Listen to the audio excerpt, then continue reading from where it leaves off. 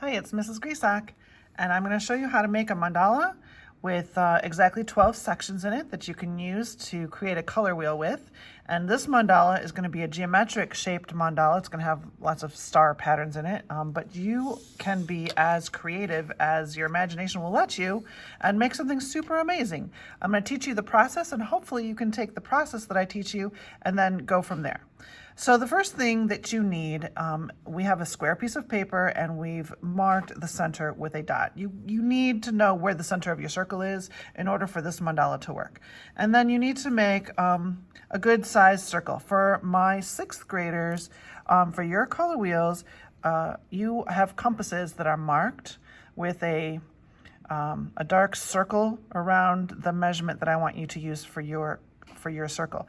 If you're not one of my sixth graders or using one of my compasses, make sure that you know where or which slot you're using to create your circle with, because that is the radius of your circle and you need to use the radius of your circle to do what I'm about to show you. So we have the center marked. We're going to put the compass on that dot. Make sure you can see the dot right through the center of your compass. Now the kind of compasses I'm using are called safety compasses. I get them from an art supply store. I like them because they're flat and they don't have any pointy edges and they're just really easy to use. If you're using a regular compass, then this will be slightly different for you. I'm going to hold on to the center so that it doesn't move. Check to see that the orange part can move freely, okay, and that it doesn't stick, because you need to spin it all the way around.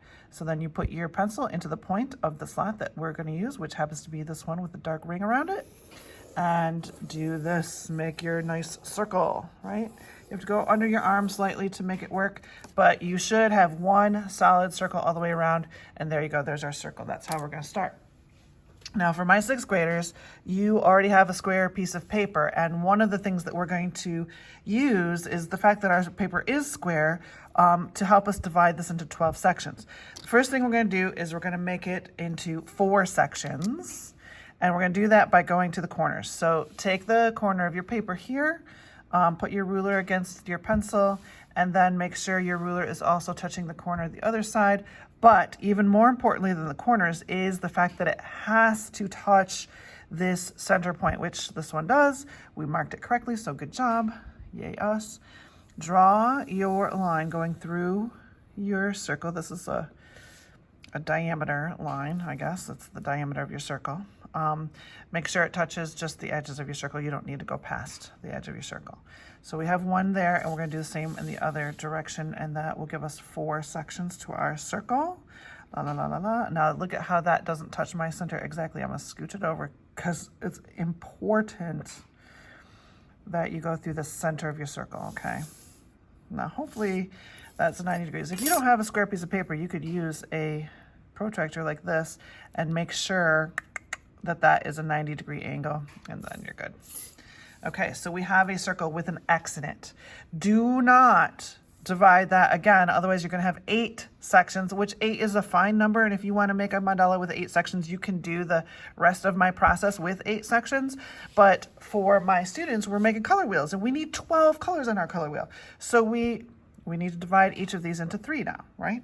And the way we're going to do that is with our radius, because the radius of your circle actually will fit around the outside exactly 6 times. And if we did that twice, we'd get 12.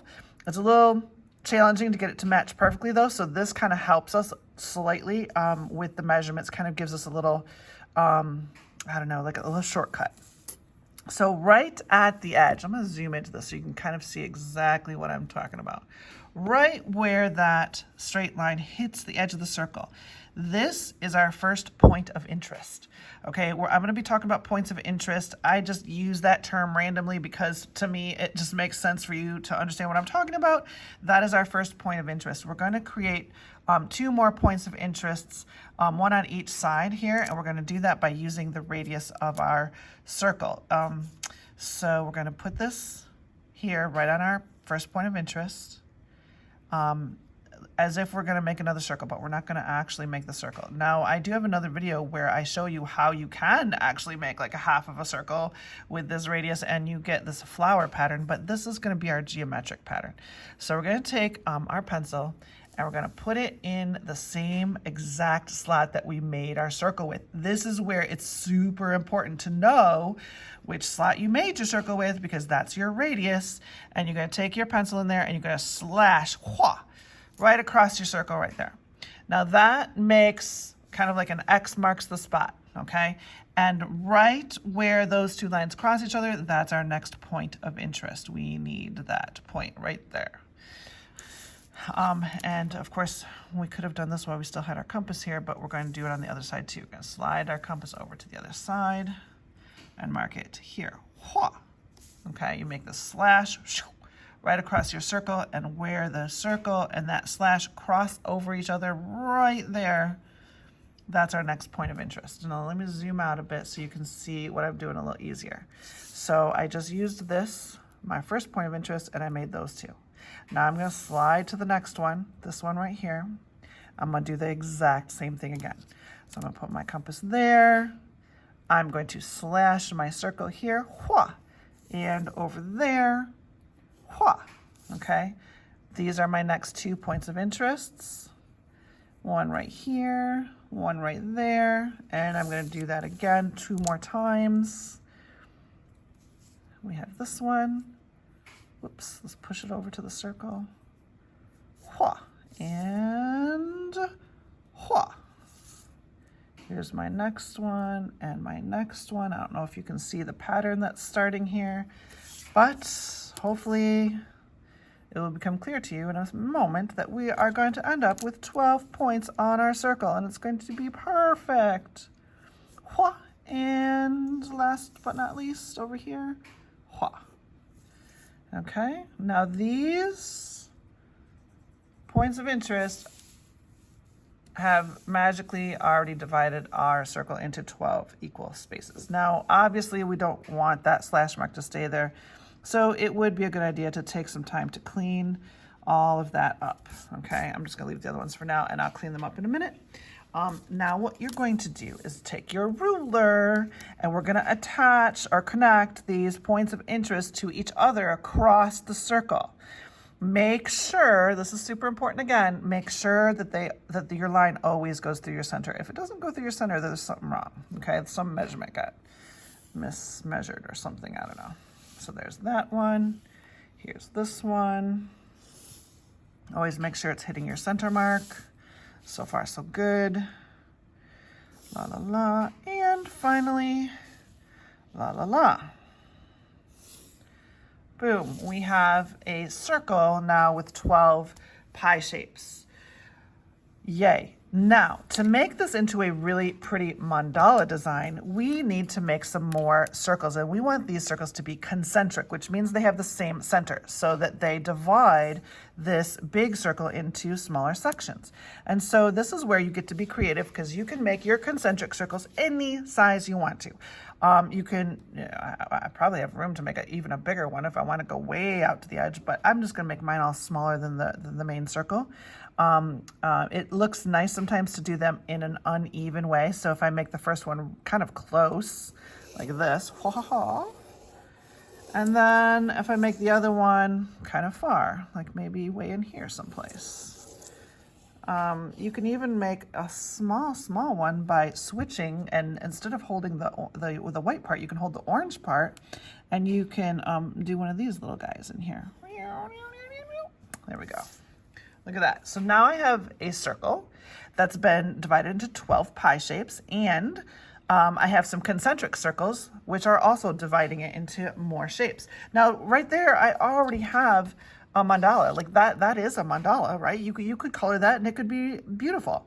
But if we want to make some geometric shapes on there, what we need to do is consider how many more points of interest we have now that we have all of these lines intersecting each other. Any place where two lines intersect, which in this case would be every time a circle goes over one of these straight lines, you get another point of interest. So there's one here, there's one here, there's one here, okay? And on every single one of those lines, you have those same 4 points of interest.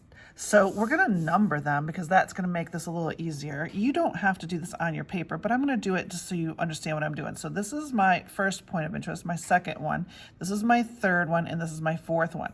And on every single line, you have a 1, a 2, a 3, and a 4. Okay, they all have those same 4 points of interest. And if you connect them to each other in different patterns with a ruler, you can get some really, really cool patterns. So I'm going to switch and use my small ruler because it's a little easier to deal with.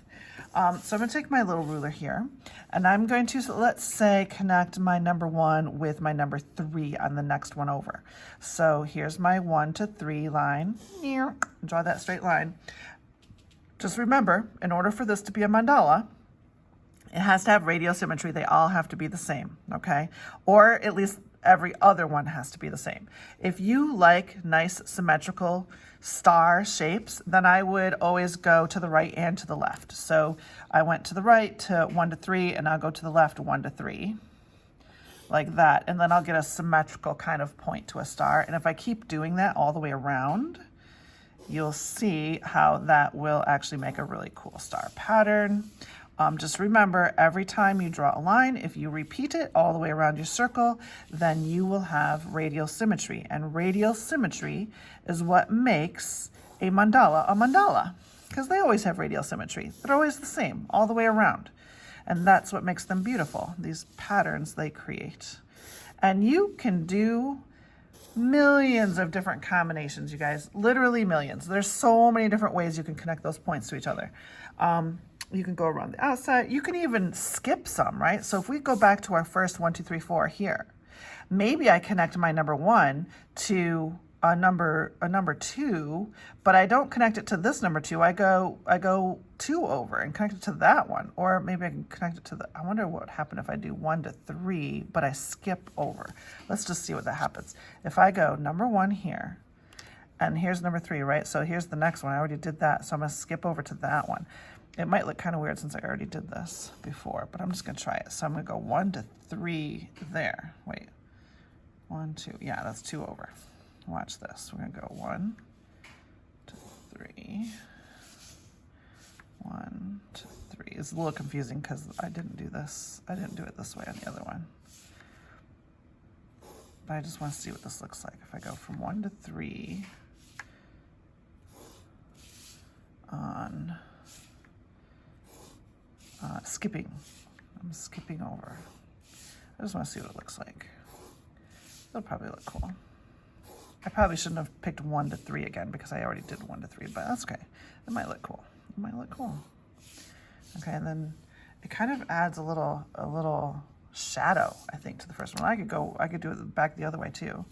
So there's 3, so it'd be over to there.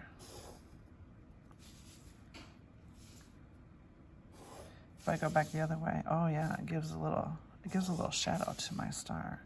Now sometimes you can get like this pattern when you skip them, it sometimes makes really cool designs. I don't know if this is necessarily a really cool design, but it's interesting anyways.